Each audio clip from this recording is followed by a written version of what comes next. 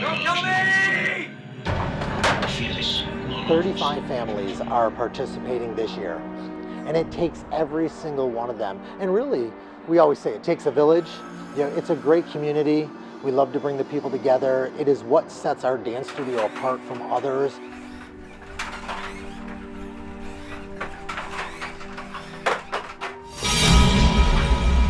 Some walk right by me, but most of them look at you and then I come off and they I brought Jess Gilmore to her knees. Yeah.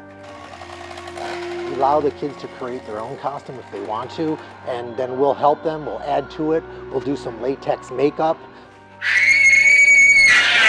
Oh God. Oh God.